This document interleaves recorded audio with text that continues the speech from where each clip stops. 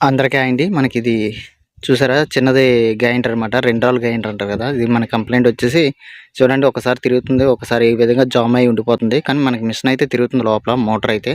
కానీ మనకి గిన్నె ఉంటది కదండీ! ఆ గిన్నె అనేది తిరగట్లేదు. ఒకసారి దీని కంప్లెయింట్ ఏంటనేది ఓపెన్ చేసి చూద్దాం. మనకి చుట్టూ ఉన్న స్క్రూస్ ఉంటాయి బ్యాక్ సైడ్ కిందకి. అవి స్క్రూస్ అనేవి ఈ విధంగా ఓపెన్ చేసుకోవాలి.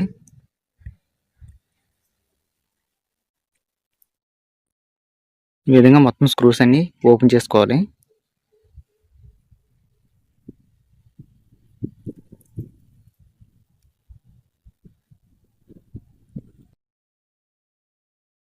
ఈ విధంగా మొత్తం మనం స్క్రూస్ అన్ని రిమూవ్ చేసుకున్న తర్వాత మనకి ఈ విధంగా పైకి లాగితే మన మీద క్యాప్ అనేది ఓపెన్ అవుతుంది. ఇక్కడ మనకి స్విచ్ ఉంది కదా! ఇది కూడా ఓపెన్ చేసుకోవడం మంచిది. ఎందుకంటే మనకి కంప్లెయింట్ ఏంటంటే క్లారిటీ లేదు కాబట్టి ఒకసారి ఓపెన్ చేసుకుంటే మళ్ళీ ఆ స్విచ్ లైన్ లాంటివి కట్ అయిపోకుండా ఉంటాయి. యాక్చువల్‌గా అది ఓపెన్ చేసుకోకుండా సైడ్‌కి పెట్టొచ్చు. కానీ ప్రతిసారి మిషన్ కలుపుతాం కదా! అందువల్ల ఇబ్బంది అవుతది. ఇది మన కెపాసిటరు 6 ఎంఎఫ్‌డి. ఇది మన పవర్ ఆన్ స్విచ్. చూసారా మనకి మిషను బెల్ట్ ఇది కనెక్ట్ అయింది. మిషన్ కూడా మోటర్. సో మనకి ఈ విధంగా ఉంటది. ఒకసారి మనం పవర్ ఆన్ చేద్దాం. చూడండి మనకి మోటర్ అయితే తిరుగుతుంది. కానీ మనకి బెల్ట్ అయితే సరిగ్గా తిప్పట్లేదు. మోటార్ తిరుగుతుంది చూసారా? మీదన మోటార్ తిరుగుతుంది. కానీ మనకి ఈ డ్రమ్ తిప్పిది ఉంటది కదా! ఇది తిరగట్లేదు. అదే మనకి గిన్నె తిప్పిది చూడండి బెల్ట్ అనేది లూజ్ అయిపోయింది. సో మనకి ఈ విధంగా బెల్ట్ లూజ్ అయిపోవడం వల్ల మనకి బెల్ట్ మీద అది స్కిడ్ అయిపోయి ఈ విధంగా తిరుగుతుంది. బెల్ట్ తిరగట్లేదు. సో అదే అండి దీని కంప్లెయింట్.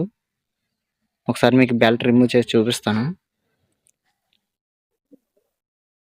చూడండి ఈ విధంగా బెల్ట్ రిమూవ్ చేసుకున్న తర్వాత చూడండి ఇక్కడ మనకి మోటార్ అడ్జస్ట్మెంట్ ఉంది. సో ఇది ఈ మోటార్ అడ్జస్ట్మెంట్ అనేది కొద్దిగా మోటార్ని బ్యాక్ లాగి మళ్ళీ బిగిస్తే అయిపోద్ది. ఇక్కడ బోల్ట్ అని చూసారా? ఇది 10 mm బోల్ట్లు అనమాట ఇవి. సో 10 mm బోల్ట్ యూజ్ చేసి ఈ విధంగా ఓపెన్ చేసుకొని ఒక్కసారి బ్యాక్ లాగి మళ్ళీ బిగించేసుకోవడమే.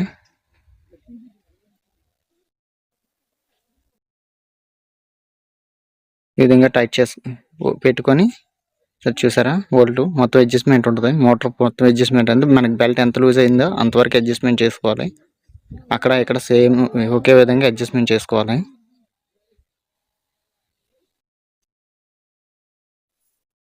చూసారా? ఓకే ఒకసారి మొత్తం అది టైట్ చేసుకున్నాం. ఒకసారి ఇది కూడా ఫ్రీగా తిరుగుతుందో లేదో చెక్ చేసుకోండి. ఒకసారి బేరింగ్ పెట్టేసినా ఇదే ప్రాబ్లం అవుతుంది. సో ఇది ఫ్రీగా తిరుగుతుంది. ఒకసారి మళ్ళీ బెల్ట్ ఎక్కించి చూద్దాం. కొన్ని సందర్భాల్లో మనకి మోటార్ దగ్గర పుల్లి ఉంటుంది కదా! ఆ బోల్ట్ లూజ్ అయిపోయినా సేమ్ ప్రాబ్లం వస్తుంది. అది కూడా ఒకసారి చెక్ చేసుకోండి. చూడండి మళ్ళీ మనకి మోటార్ అనేది చాలా నీట్గా తిరుగుతుంది. ఒకసారి చూసారా? మనకి ఇది ప్లగ్. ఇది ఒరిజినల్ గ్రైండర్ కాదండి. ఊరంటే అమ్ముతారు కదా! అది కొద్దిగా కంపెనీ గ్రైండర్ అయితే కాదు. చైనా గ్రైండర్ ఇవి. ఇవి మన పవర్ ఆన్ పవర్ ఆఫ్. చూసారా ఇక్కడ ఇది కెపాసిటర్ లైన్. మనకి ఇంతే ఒక స్విచ్, ఒక కెపాసిటర్, మోటార్ ఇచ్చారు అంతే. సో చూడండి బెల్ట్ అనేది టైట్గా అయింది. ఒకసారి మీకు పెనల్ అనేది వేసి ఒకసారి మామూలుగా గిన్నె పెట్టి చూస్తాను. చూడండి మనకి ఓపెన్ చేస్తాం కదా! ఈ స్విచ్ ఇందాక ఓపెన్ చేస్తాం కదా! స్విచ్ కూడా ఒకసారి బిగించేసుకొని